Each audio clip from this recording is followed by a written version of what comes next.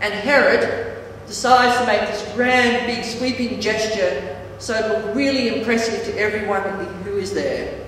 He offers to give his stepdaughter anything she wants, up to half his kingdom. I think this is one of those grand sweeping gestures that you hope no one really takes you up on. But it's just to impress everybody else that's around you.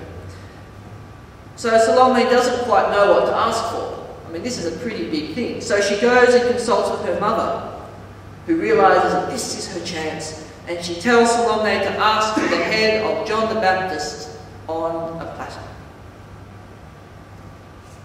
And Herod is greatly distressed. And it's interesting to note here that the Greek that is used for this phrase is also used to describe Jesus' agony in Gethsemane. This is intense agony and suffering and distress. Herod obviously doesn't want to do this, but he feels trapped and knows that if he doesn't, he'll suffer a loss of face and a loss of personal power, which could lead to political problems, a coup, being overthrown, and downfall. So, instead of doing the right thing, that was hard, he goes through with his promise, and John is killed and his head is brought back to the gathering and given to Salome, who gives it to her vindictive mother Herodias. And she, in her own way, gets what she wants. And to me, the story of John really brings home that as disciples of Christ, we are always going to come up against people who don't want to hear what we have to say. And people like Herod will do what they know is wrong, even though it pains them mightily. I mean, we talk to an apathetic world. We talk to a world that doesn't want to hear us. We talk to a world that doesn't want to hear what Christ says to them. We talk to a world that when we stand up and say as Christians, hey, this is wrong, this is not right, we're ignored, or we watch those who we tell throw a tantrum. We are God's messengers here on earth, and we have to be aware of the trials and tribulations that face us. Now, I call this sermon, What Shall I Ask For?, which is the question asked by Salome of her mother, Herodias.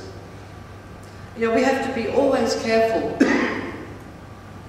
when we ask, what shall I ask for? You know, we have to be thinking all the time, what shall I ask God and Jesus for? What shall I ask for? What do I want versus what do I actually need? Lest we decide to be uncontent with the blessings and things that we have, which can lead us as well to accept from others what we want, instead of relying on God for what we need. You know, there are plenty of times when we find ourselves the victim of a situation. There are plenty of times when we feel isolated and misunderstood and unfairly accused and unfairly abused. And at those times we find the suffering Jesus Christ standing in solidarity with us. And the call to us in those experiences is to seek to see things through the eyes of the victim. But not just any victim. Through the eyes of Jesus Christ. For in Jesus we have encountered a victim without any resentment, who sees his own murderers and knows his own murderers as victims.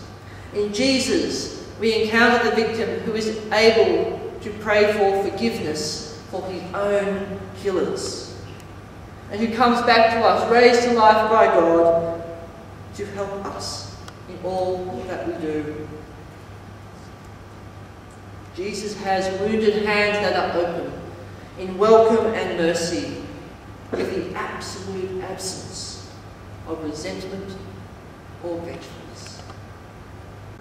For in the end, this is really what counts, because no matter how many tantrums are thrown, how many arguments are had, how many personal wants and desires are not fulfilled, we need to be able to see things as Christ sees them.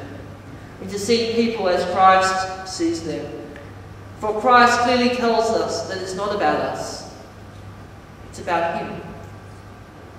No matter how much it hurts and it's difficult, we need to be able to tell the world this, even if we risk getting our head cut off in the process. You know what? For one day, people who thought that they would never need God will discover that they actually do. Or they really did.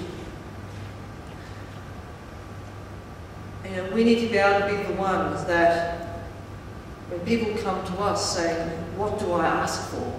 What do I ask for in this life? We can give them the answer, Jesus Christ, whose hands are open with mercy and love, without any resentment or vengefulness. You can come and rest and lay your burdens down. So we're called to be like Christ. As disciples, we're called to a higher calling. And in everything we do, we must understand exactly why we're doing it. For when things get tough, that's really when we need to be able to stand there with our hands open and say, look, you can still come.